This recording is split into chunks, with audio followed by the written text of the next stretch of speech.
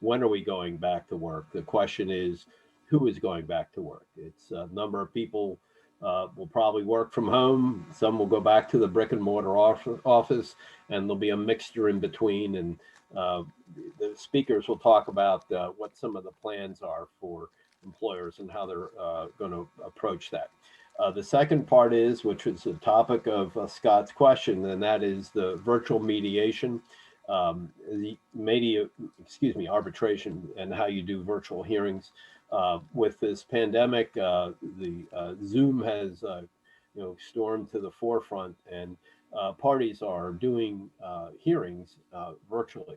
Um, some media arbitrators will not do face-to-face hearings. They'll only do do it via Zoom because of the the numbers and how they've been over the last couple months. But the point is with this training is that you get an idea of how it works, what people are doing, and what the pitfalls are and what the advantages are. We had our first session on Friday, last Friday. I thought it was well received, and we have four more sessions scheduled for the next 4 Fridays. The cost of that is it's about, I think it's $10 a session. If you're a non-member, if you're a member, it's free. So take advantage of that. And if there's any questions about some of that, let me know. The other part is we have CLE credit, free CLE credit for those of you who need that. But so far, it's been very informative. And as a practical matter, Zoom meetings, Zoom mediations, and some respects, Zoom hearings are here to stay. So I will share this one experience I had, and it just kind of, you know, sort of amazed me. There was actually a pre-hearing, and the lawyer was in Scranton, Pennsylvania, and the advocate for the union was at a rest stop in Michigan with his cell phone. We're talking, and we got things worked out. But I was just sort of surprised by that and how it worked. But nevertheless, if you want to gain some insight into how that all works out, tune in this Friday and all subsequent Fridays. How'd I do, Scott? That was perfect. Thank you, Don. And I was hoping you would be able to talk about next month as well. So a lot going on. And, again, the fact that we have this virtual platform has given us a lot of opportunities that in the past we never realized we had. We are going to be looking for opportunities to start coming back together in person again when it's safe. But at least for the foreseeable future, we're continuing with a fully virtual program. I neglected to mention to introduce myself earlier. My name is Scott Tomorrow. I am this year's president of COLERA, and I also serve as president of the Ohio Education Association. So with that, and again, I would encourage people to pay attention to the chat. In there, you can download the presentation handouts. And then also, if you are interested in CLE credits for today's presentation, go ahead and enter your number and name so that we can make sure that we can communicate that to the Ohio Supreme Court, so that for those of you who are attorneys looking for CLE credit, we can help you with that documentation. So today's topic is a critically important one. We know that, there are a few issues more important in the workplace than the importance of understanding that it's important for everyone in our community to feel fully included and welcome. We are a diverse society, and we have a lot of tensions around differences around race, gender, sexual orientation, identity, a host of other issues, age. But we know that those racial differences and tensions have really come to the forefront in a lot of ways in recent years. And so understanding our own biases, understanding how we can not just be aware of those biases, but what do we do about them, is critically important for all of us, no matter what role we play. So let me turn it over to Nita Bass. She is our vice president of COLERA, and she has helped facilitate the planning of this month's session to introduce our speaker. Thank you, Scott, and good morning, everyone. Nicole Nito is the Assistant Vice Provost for Outreach and Engagement in the Office of Academic Affairs. Throughout her 15-year-long Ohio State career, Nicole has held positions in the Office of Student Life, Human Resources, Research, and now Academic Affairs. Nicole has a PhD in Women's Gender and Sexuality Studies with her specialization in Folklore Studies from The Ohio State University.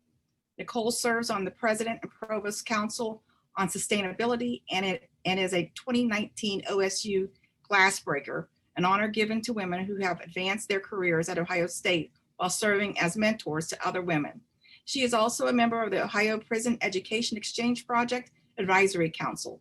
Nicole teaches courses on popular culture, literature, and food. She is also a STEP faculty mentor. Prior to arriving at Ohio State, Nicole served as an Assistant Director of International Student and Scholar Services at the University of Alabama. Nicole, I'll just go ahead and turn it over to you now. Thank you so much, Mita. Thank you, everyone, for the invitation today. I'm really excited for us to have this conversation and to, as Scott said, on this really important topic that has really garnered our attention over the past 6 months or 7 months or so, but has been a persistent issue for really the whole history of our country. So, it truly is time that we start to have these conversations. And I hope that today's workshop and presentation will help facilitate some of those conversations, whether it's in your workspace, with this professional organization, or in other areas in your life. So I'm really excited to be here. And again, thank you for the invitation. I'm going to begin by sharing my screen. And I do want to say that if you all have any questions or comments as we're going through the slide deck and presentation, please jump in with those. Just unmute yourself and ask the question or make the comment. We don't need to wait until the end to have those questions. And Mita or somebody, if you can kind of monitor the chat box, because I won't be looking at that as I'm looking at my slide deck. So Bernadette or Mita or whoever, if you want to jump in with any questions that come in that way. But again, feel free to just shout them out at any point. So let me go ahead and get my screen ready to share. Get in present mode here. It always takes me a minute to get everything ready. All right. So as Scott said, today we'll be talking about social identity and implicit bias. And what I really want us to do is to unpack some key concepts around identity and implicit bias, and come up with a few strategies as well on how we can put this all into practice.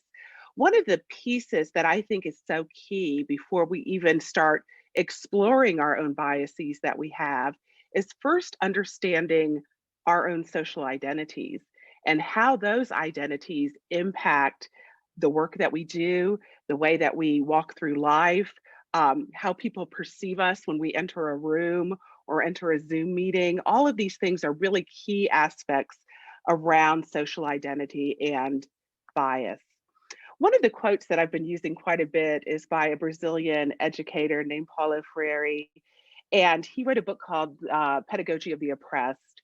And he writes that dialogue cannot exist without humility, that we really need to recognize that we're all kind of in this learning process together, and we're all understanding our own social identities and what this means. And we can't understand everybody's perspectives, right? And so it's important for us to really practice dialogue so that we're able to listen and understand where other folks are coming from. One of the things that I like to share is some work that's been done out of the University of Michigan. There's a really wonderful program there called Intergroup Dialogue. And this has been used a lot in educational settings, particularly university, as well as nonprofit organizations. And what they've developed are these different frameworks that we communicate. And of course, we have this kind of discussion mode, we have a debate mode, and then we have this dialogue mode. And what they're saying is that when we talk about issues like race, like social justice, dialogue is really the best type of conversation to be in. So, for instance, in a discussion, we present our ideas, right? And we see this a lot of times in meetings where we're just kind of presenting an agenda. In a debate, we try to succeed or win.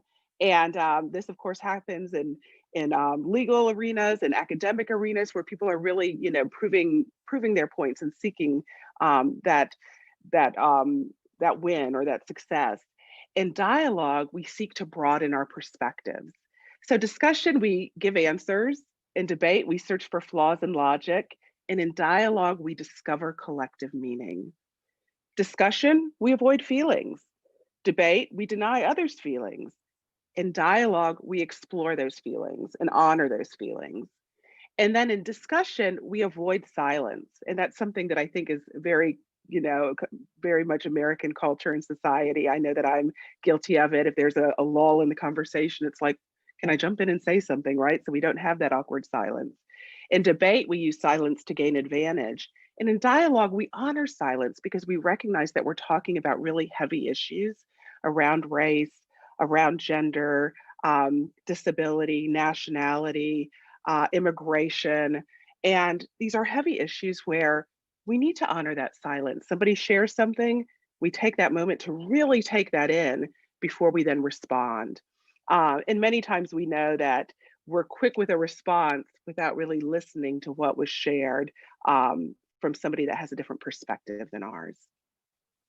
So when we think about social identity, there are really three kind of stages in understanding our own social identities and how those impact how we operate in society.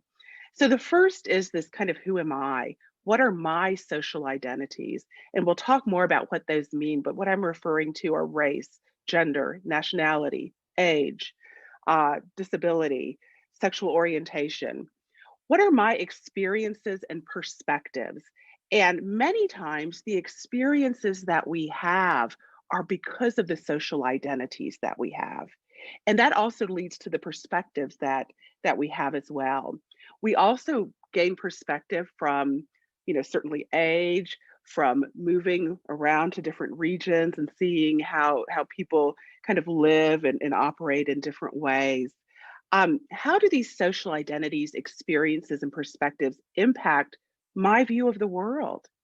What identities do I have that are targeted or privileged?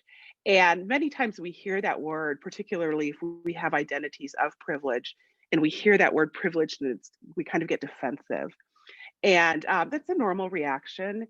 And one of the things that I hope through conversations like this is that we can say, yeah, I do have certain privileges based on my race or my gender or my socioeconomic status. And that doesn't mean that I'm the enemy or that I'm a bad person.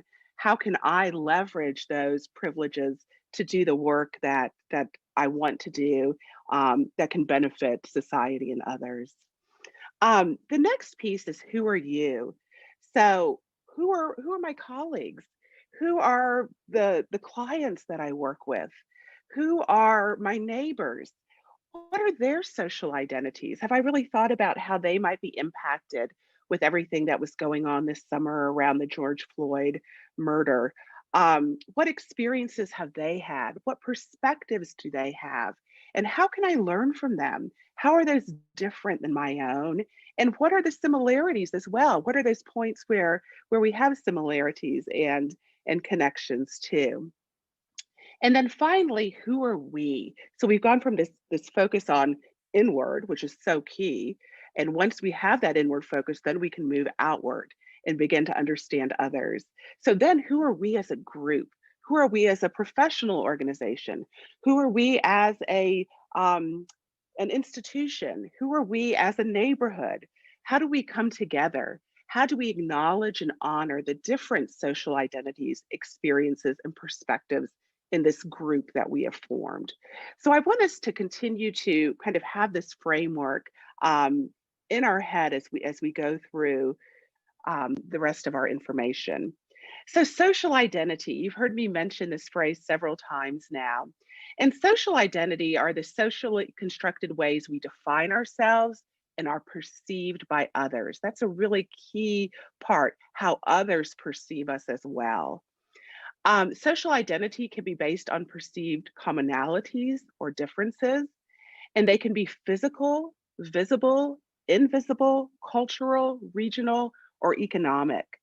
So many times we wear our social identities on our skin and the way that we dress, all of that, right? So we walk into a room and people make assumptions about us right off the bat. And those social identities that we have or that they're assuming that we have can then lead to biases that people start formulating. And we'll talk more about bias in a moment. But before we do, I just want to normalize the fact that we all have biases. We live in a society that has taught us these biases. And so for us, we have to work to unlearn those biases. So examples of social identity include race, ethnicity, gender identity, sex, nationality, sexual orientation, religion, spirituality, ability, socioeconomic status, and age. And when we look at social identity, one of the key pieces in understanding social identity is that there's a systemic imbalance of power, meaning that we can go back to this list of social identities and go down the list, and we could say, okay, who in our society has more power within this particular category? So for instance, race. Historically and present day, we would say that Caucasian or white people have more power or privilege. This certainly doesn't mean that Caucasian or white people are not oppressed in other ways. They might be targeted based on gender identity or sexual orientation or socioeconomic status. But when we look at race, people who are white or Caucasian have typically had more power in our society. And so that's what really differentiates social identity. Social identity has a systemic imbalance of power. Again, like I said, we could go down the list and think historically and current day. And I'm sure a lot of you have worked on behalf of a lot of these groups and a lot of these issues that we see in the workplace and in other institutions in our society. Any questions? I'll pause for a moment, or comments that you all have about social identity.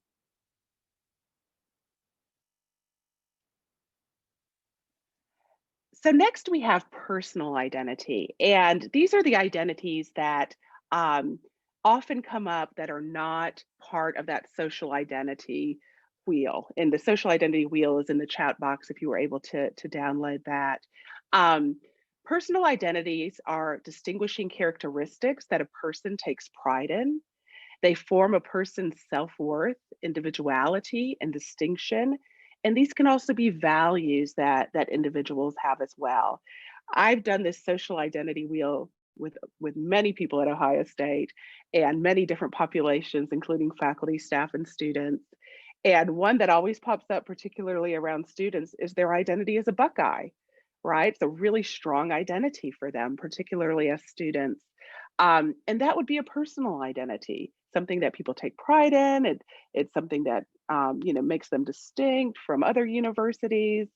So social identity examples are a volunteer, a hard worker, a teacher, a mother, a father, a doctor, a veteran. These are all examples of social or personal identities. Now, it's really important to consider what happens when social identities intersect with personal identities, where the systemic imbalance of power falls with social identities. So, for instance, we can look at the identity of a veteran, and we can think about, okay, historically and current day, what does it mean to be a woman in the military? what does it mean to be somebody who is GLBT in the military? And of course, we know that that has changed over time, the level of acceptance, both kind of culturally and socially, as well as legally. But there can still be those particular issues that folks face. When we think of teachers, we often think of teachers looking a certain way with regards to gender, particularly like a kindergarten, preschool, that type of age. And we often don't think of men, right, being in that role. When we think of healthcare workers, um, historically in our society, we've always thought of nurses as being women, right? And doctors as being men. I've heard many stories of female pilots who are mistaken for flight attendants. So, those are all examples of implicit biases that we have where we think of an occupation, which would be a personal identity, and we automatically assume that a particular social identity goes with that personal identity. We don't mean any harm, right, when we mistake the female pilot for a flight attendant. Our intention is not to slight her in any way, but that's an implicit bias at work. We have a bias that men are pilots, right, and flight attendants are women. So now what I'd like you all to do is to pull up that social identity wheel that you were able to download, or just continue looking at my screen because I'll have a screenshot of it on the next slide. And I want us to do a moment of self-reflection and then a little bit of a group dialogue after that. So a few things about the social identity. First, this wheel is just for you. You don't need to share any pieces of it unless that's something you want to share with the group when we're doing the discussion. If you're questioning an identity, it's okay to leave it blank. So some social identities we're born with and they never change.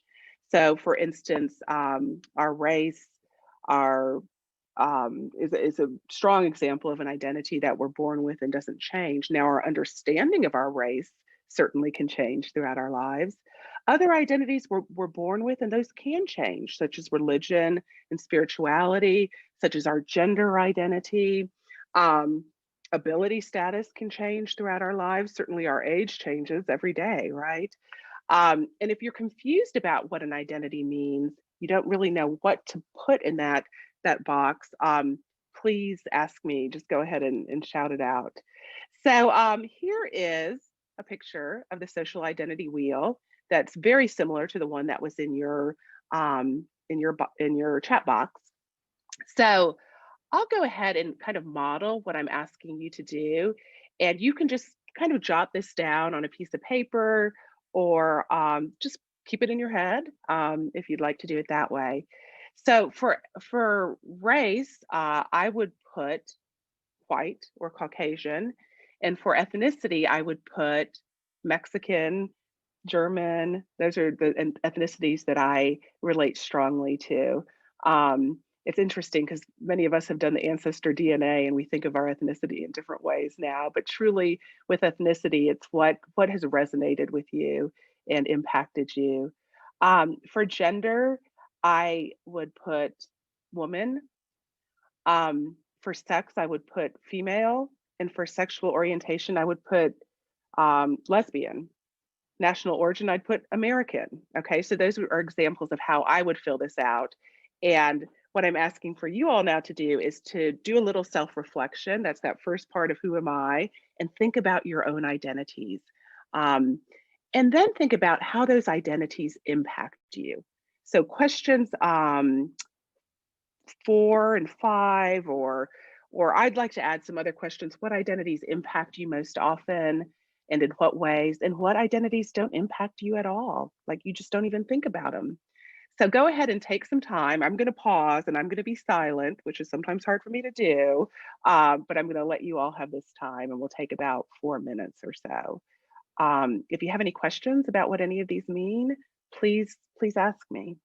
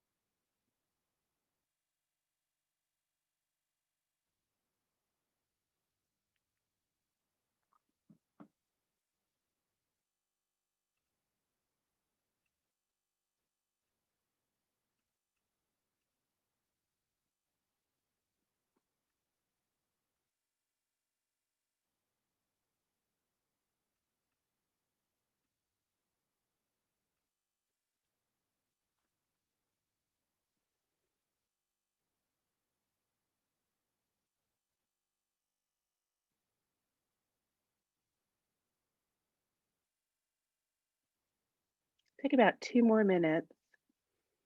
And when we come back together in the large group, I'm going to stop sharing my screen for just a moment so that I can see people.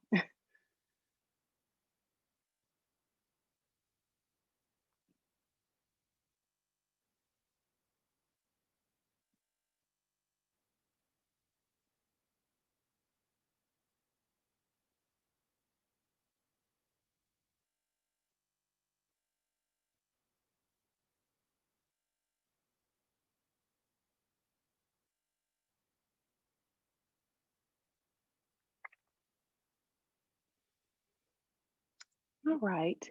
I did want to, before I should stop sharing my screen, talk a little bit about gender. Um, so typically, when we first started using this social identity wheel, which does come from the University of Michigan as well, um, we really thought of gender. This was many, many, many years ago, saying that you identified as a man or a woman. Um, then we started thinking of gender as being not just a dichotomy, right, man or woman, and started recognizing that there is a transgender identity as well. Um, it's also important to think that, so I said that I identify as a woman and that I am biologically female. Um, so that means that I'm a cisgendered person. Most people are cisgendered, meaning that the way that they're presenting themselves, their gender, correlates to their biological sex. So, with that, I can say I identify as a woman, and perhaps I have experienced, discrimination or being targeted in some way because of that status of being a woman. But then I can say I'm cisgendered as well. And that means that I have privilege in that way too. So it's interesting to think about gender in those two different ways. All right, so I'm going to stop sharing so I can see everybody. Um, and I'd love for for some of you to share what it was like to do that social identity wheel and also what resonated with you. What identities did you think, gosh, I really never think of this identity at all? Or my goodness, I'm thinking about this social identity every day. It's impacting me. Um, and certainly with everything going on with current events, with the pandemic, with the racial justice and injustice that we're seeing, we're thinking about these identities in a different way for many of us. So I'd love to hear from a few of you all. Hey, this is Felicia Bernardini. I'll Yes. jump in. Thank I you. appreciate the tool, enjoyed looking at it. One of the things that I feel like might not be there, and which is so preeminent in our culture today in the United States, is where you are on the political Yes. spectrum. And that kind of overrides so much for so many people, and I have to say myself included. It sometimes is the first thing I think about when I look at somebody, and I make assumptions about what I'm seeing physically, about where they're going to be on that spectrum. Yeah. And sometimes it impacts how I approach a person. So that was just one of my first observations. Yeah. Wanted to share with everybody. Thank you. Yes, thank you so much for that one. And it's interesting because when we think about that, political affiliation is something we might consider to be a personal identity, but can also be something, again, that we make these assumptions and biases about folks. You're wondering, okay, what's their political affiliation? Can I say this? Should I say that? And then making judgments about people based on their political affiliation. I think, I'm so glad you brought this up, Felicia, because I think, right now, and we're doing a huge series on this at Ohio State, we have such a division, right? And now more than ever, folks are listening to people that think the same thing that they think. And we're in our corners, we're within our communities, we're in our social media areas, right? Based on these political affiliations. And we're not having that dialogue. Instead, we're just being fed, oh, yeah, I agree with you. I agree with you. I agree with you. Not, wait, have you thought about this? Really? So thank you so much for bringing that one up. Other comments or thoughts?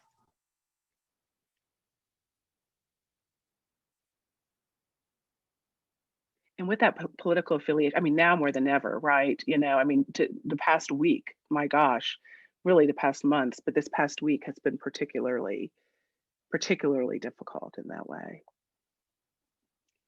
other people, what's an identity that you say, you know, I really never think about that identity? I'll share and then we'll see. So for me, I don't think about my ability status. I am an able-bodied person. I know that when I'm on campus and I'm walking to a meeting, I don't have to worry about where's the accessible entrance. I know that I'll be able to get in any entrance in the building. And sometimes those entrances can be hard to find, right? Um, I don't have to worry if the stairs are out or the elevator's out of order. I can huff and puff my way up the stairs. Um, so that's something I'm not thinking about. Um, that is an identity that I have privilege in. It's an identity I take for granted. And it's also an identity, I'm sure there's several experts in this group right now that could change for me at any minute. And, you know, and it's also one that can change for us as we get older too. So that would be an example of an identity that I've got privilege in that I'm not thinking about.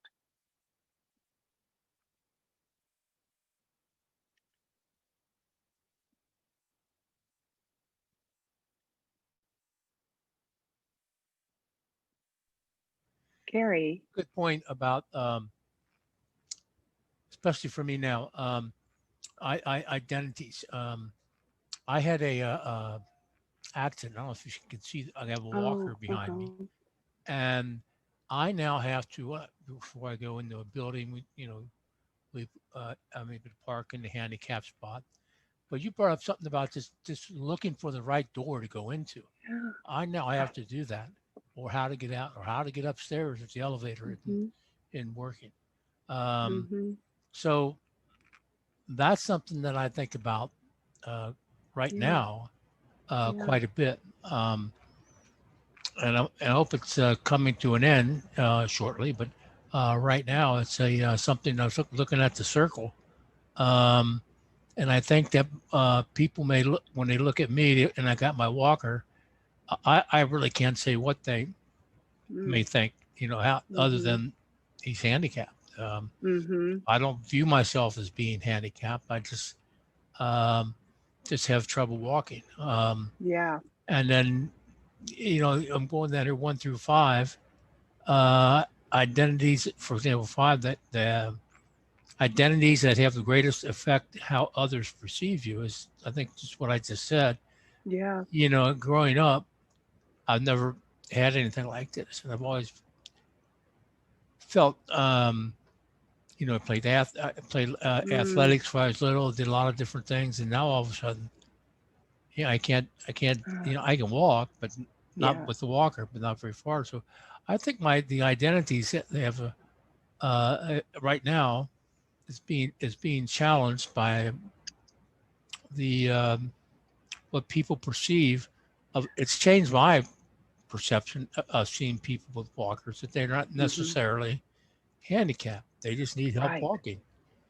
So, you know, I don't know if that makes any sense, but so I've come full circle on looking at people who are, you know, in walkers or wheelchairs, that they don't necessarily, are not necessarily handicapped. Yeah. They just need help moving around, getting around. And now that it's happening to me, I view that quite differently. Thank you so much for that, Gary. Really, thank you for that. This whole idea, like you said, of kind of going full circle, you know, being an athlete and how people perceived you that way. And then now needing some assistance in getting around and what that means for you and what it means for how people are perceiving you. And I really like what you said, you know, you need some assistance, you need some help, right? And with this too, some of our identities are temporary, right? And that could be a temporary identity that then makes us learn and understand so much more about that particular identity, right? So, gosh, thank you for sharing that personal story. I've got another one that I don't think about. It's first language, which I can see changing over the next decade or so. I thought, I'm privileged that I only need one language, which is interesting because in most countries in the world, you can't just get by with one language. That's right. I figure that sometime soon I need to start learning Spanish because it's no longer going to be that way. Mm-hmm. You know, that's a really great example as well, first language. And I think for those of us that English is our first language and we're living in the United States, we don't think about that until we have the privilege to travel to another country where they're not speaking English, or perhaps we're around a family that is, you know, that we're close with and they're speaking another language and we can't communicate. And then we finally can understand what it's like to be here and have English as a second language, be learning English or not speaking English, and how that can really hamper so much that we do and the connections that we can make with people and feelings of feeling isolated, right? Because we cannot communicate. So yeah, a privilege that so many of us that speak English take for granted in the United States. And then we have assumptions too about folks that don't speak English, right? We have the biases that are both explicit and implicit. So great example, Sherry. Thank you. Anybody else like to add? Lori? Yeah, I just wanted to say that maybe I'm just blissfully unaware of, unself-aware, because while I'm aware of what ethnicity and age and gender I put myself into, I don't tend to think about any of them very often. Yeah. And so answering the questions about which one do you think about most often and least often, I can't answer because I don't. So I don't know if that's a fault on my part that I'm not thinking about it, but I found it a difficult exercise to go through. Yeah. So why do you think it is that you're not thinking about those particular identities or identities in general?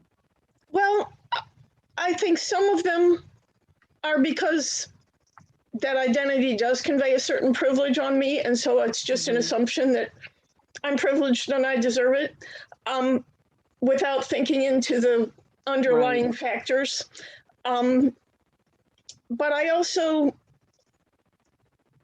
tend to put more value in my personal identity than my social identity.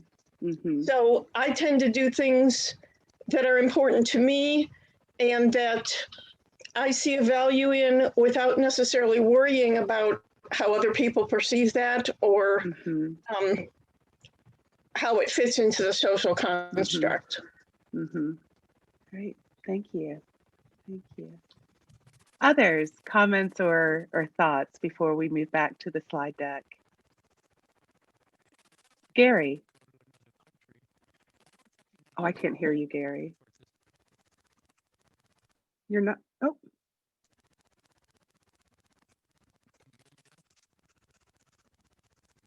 No, we still can't hear you. I'm sorry. And you're not muted. Oh, darn. I hear a little rumble. I think something is off with your connection, Gary.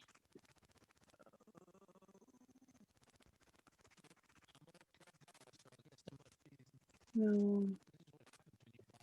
Well, you can always chat it, or maybe you'll get some sound back in a moment and come back and jump right in whenever that sound comes back. Okay? Because I do want to hear what you're saying. All right. So yeah, Gary, if you can get that sound back at any moment, just jump right in, okay? Because we still can't hear yet. It's just something with the connection must have come undone. So, all right. Anything else before we move back to the slide deck?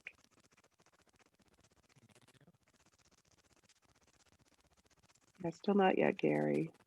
But like I said, when it comes back, you jump right in. Okay, so let's go back to the social identity wheel. So typically, when we do this exercise, what happens is that we realize there's certain identities that we're not thinking about very often. And those identities can be those, usually, not always, that we have a certain amount of privilege in. And society has just kind of, it's kind of morphed around our identity.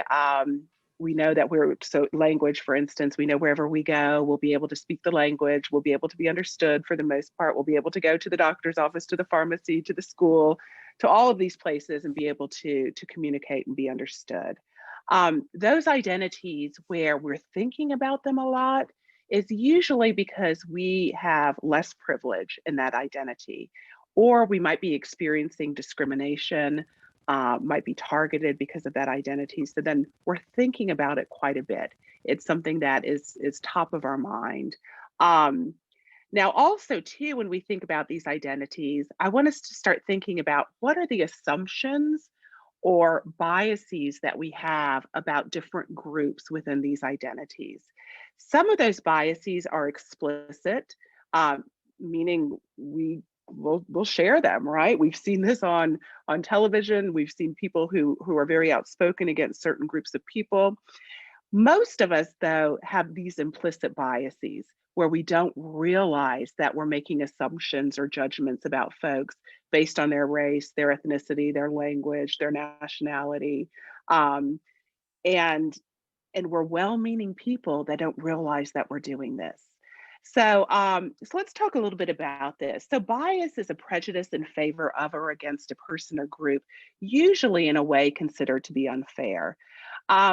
If there's anybody with a psychology background, biases were originally studied in psychology as a way that we had self-protection. So we might have a bias, against if we're out in the wild, and have a bias against a certain animal, and we needed that bias to protect ourselves, right?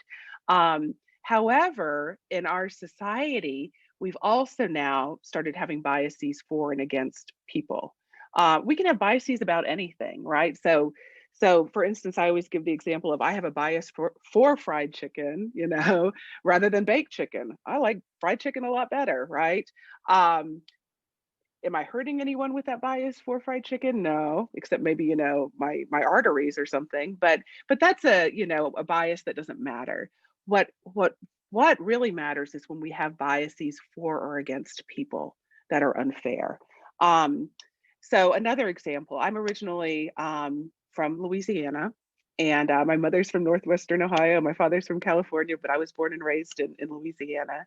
And people have biases about Southerners, right? People have biases about Northerners, Westerners, right? We have all of these. So some of those biases could be positive. So for instance, you could say Southerners are friendly, Southerners are good cooks, Southerners, like to meet people, like to have a great time. Those biases can also be negative. So those could be things like Southerners are uneducated, Southerners are lazy, Southerners are racist, right? And have a Confederate flag on the back of their truck. So those biases can be positive or they can be negative. They also can be developed through personal experiences or environments, where you're living, what you're experiencing, who you're around. All of that can lead to us forming these biases, whether they're explicit or implicit. So it's really important to consider that biases are broad generalizations. Another word we hear for that is stereotypes that limit our experiences with individuals. So we see a person and we go off of these generalizations that we've created or that we've learned from society.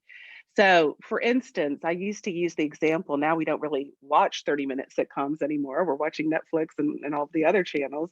But when we used to watch 30-minute sitcoms on ABC, CBS, or NBC, that's a very short amount of time to develop characters with the commercials and that there's like 22 minutes left. So what did people rely on when they were developing the characters and making the jokes? They relied on stereotypes, because unfortunately, everybody understands stereotypes. We've all been taught them. We've all been taught these biases and broad generalizations, and we learn them from many different places. We learn them from families, from friends. We learn them through our institutions that we're a part of. And we really learn them through pop culture, through the stories that we read, through the fairy tales that we read as a child, through the toys that we played with, through the television shows and movies. All of this teaches us these biases. So I've already mentioned explicit and implicit. So explicit are the biases that we just say them. We don't hide them. We know that we have a bias for or against. Implicit, or also sometimes called unconscious bias, are those biases that are ingrained in us. And unconsciously, we don't know that we're making decisions for or against a person. It could be in a job hiring process. It could be in admissions at a university. It could be just in a daily interaction that we're having with someone, and we're making those kind of biased assumptions without even realizing it. One of the ways that this has recently been combated is several institutions or colleges within institutions are doing blind admissions where they're removing names. So then that way folks who are reviewing the admissions have a harder time identifying gender or race or ethnicity based on a name. So implicit bias are the attitudes or stereotypes that affect our understanding, actions, and decisions in an unconscious manner. So again, going back to that unconscious. So as I mentioned at the very beginning, we all have biases, particularly implicit biases. So it's really important to normalize that. These biases are learned from family, friends, institutions, media, pop culture. Biases can have negative impacts with regards to how we treat each other, our hiring practices, our classroom interactions, all the institutions that make up our society. And we must work to unlearn these biases, and this takes time because we learn them from a very young age. So real quick, 5 steps to changing bias. So once we recognize that these biases permeate so much of what we do, how can we really work to combat those? Well, the first is that reflection, and that's what we've been doing throughout our time together. We had that self-reflection, we did that larger group dialogue. So really reflecting on our own identities. What identities do we have privilege in? What identities are we discriminated against because of that particular identity? And then what assumptions are we making about others based on those social identities? What assumptions are people making about us? And then how can we address those? How can we really look through our policies and our institutions? We can address them by having workshops and presentations like this, by having dialogues together, and then really engaging, not just saying, okay, we realize that this is an issue, but engaging in committing to the work of changing this way that society has moved forward and the way that our society has operated in so long. And finally, dialogue. So going back to that dialogue piece of really having those conversations that can be difficult, the conversations where we do need to be vulnerable. And I appreciate several of you sharing those particular stories and experiences that you have based on a particular identity. It's through those dialogues that we can learn from each other and begin to understand the perspectives and experiences that are different than our own. So now I'd like to open up to any questions that you all might have, or further comments, or things that we might want to discuss that weren't brought up in today's workshop.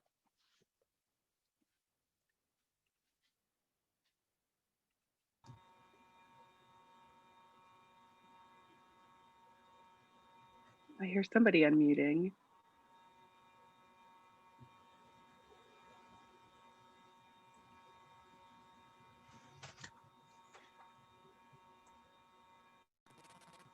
Oh, and I still can't hear Gary. Gary, I'm so sorry. Can you put it? Can you put it in the chat? Because I really want to hear what you're saying.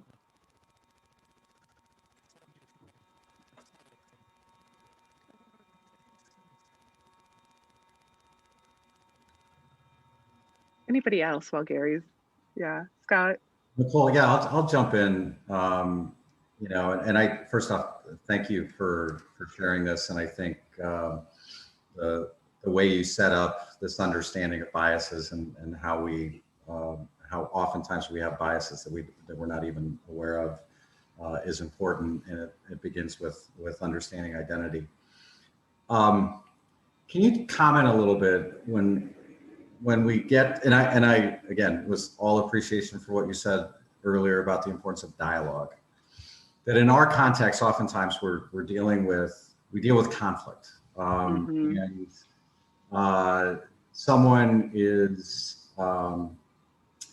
has an experience in the workplace, let's say as an employee, and whether it's an issue with someone who's their manager, or an issue with a coworker, or an issue with a client, somebody outside the organization, and they believe that they are being treated unfairly because of a bias against them, because of against one of the ways that they're identified.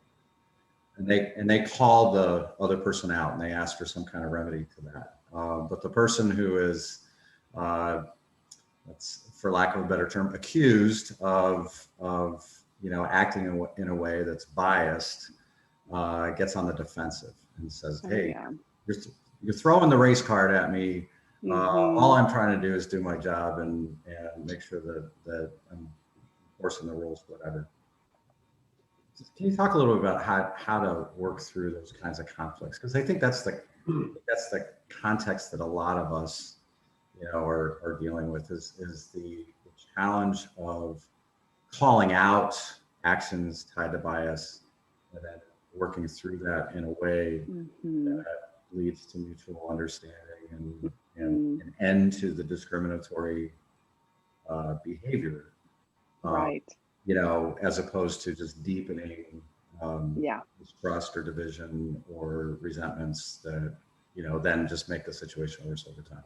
Right. And Scott, you're so right, because when that does happen, people go further to their corners, right? Or people say, well, yeah, that's why I knew my assumption was right, because of the way that you're behaving or acting in this conversation. And so one of the things, and I haven't done the work that you all are doing exactly, but certainly have mediated conversations when I was doing, some work in HR. And for me, one of the important things was to set up guidelines at the beginning, to really kind of say, okay, these are the expectations that I have for this conversation. And unfortunately, we live in a call out culture right now, and we all call out in many ways, regardless of what kind of side or political spectrum you're on, or views that you have. And so recognizing that that's a really unproductive way to have a dialogue, right? And really an unproductive way to learn from each other. So for me, setting up those guidelines, now, of course, you can set the guidelines up and people don't follow them, right? And so then it's just in the moment. For me, I take a pause and say, that I don't know that the way that question, or the way that you just kind of shared that comment, was perhaps the best way to move this conversation forward. Can we really maybe talk about where that's coming from, or what led you to say that? And recognize that particular delivery is not one that's productive for our conversation to go forward. And I know, I don't know all the details of what you all work through, but I know it's a hard space to be in from what I've heard from colleagues. And gosh, I would love to hear other people's thoughts too on those types of conversations.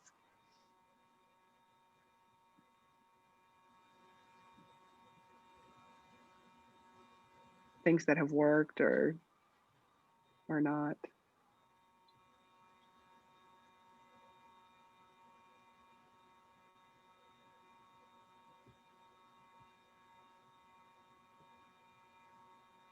It's a tough one. Thanks, and I'm interested in hearing some other perspectives on that as well. But I think this is where it gets more challenging. And I guess the other thing I'll put out is another question. I don't want to lose the first one, and that is, what's been your experience in terms of thinking about the identity wheel? And there are some who maybe take exception based on their own perspective, the way they've raised to understand issues. I think sometimes around gender, it is especially challenging where it's like, hey, that just doesn't conform to my worldview, my religious beliefs, my philosophy. You know, this idea of you know, gender and sex being different. So somebody said, I just don't buy that, or I just don't accept that. Mm-hmm. Yeah, I think, you know, say, okay, you know, and that's certainly your perspective, your experience, and that's fine for you to have those viewpoints and for you to express how you feel. However, in this particular exercise, this is an identity where there is discrimination, and this is an identity that we're going to honor and have a conversation about. So, you know, I haven't really come into much of that.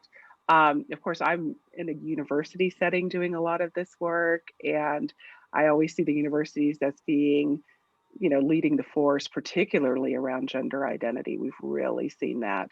Now, of course, there are a lot of students, Scott, as you said, and staff and faculty who may disagree with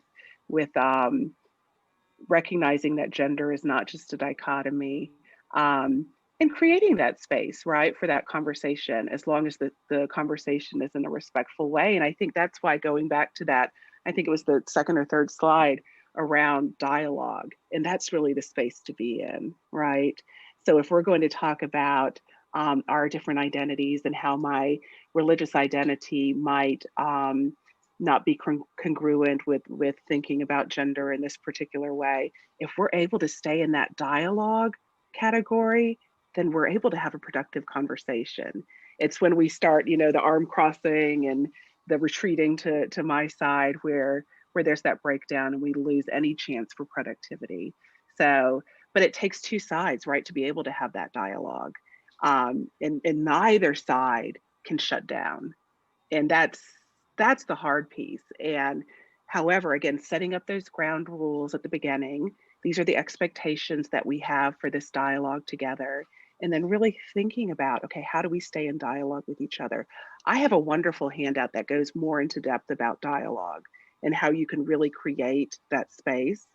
And I'm happy to send it to Mita if that's something that you all would be interested in seeing. And again, recognizing that there's a place for discussion, a place for debate, and a place for dialogue. And for me, when we're talking about racial justice or some other issues that are so critical, whether it is around gender identity as well, that dialogue space is so key. That's the productive space that you're talking about. Thank you for that. Yeah, thank you. We definitely will. We can share that resource. Good. Yeah, great. Any other questions or thoughts?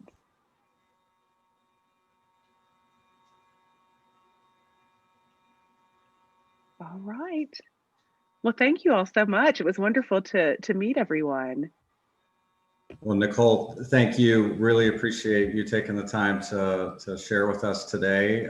Thanks to everyone for your participation in today's session. I would also, again, remind everybody our next COLERA session is on Tuesday, February 16th, as well as the ongoing virtual program on virtual arbitration. So again, you can go to our website for more information. Be on the lookout for emails with further information. But if everybody could give Nicole a virtual round of applause, we'd really appreciate it. Thanks, y'all. Take care, everyone. Thanks. Have a good day, everybody.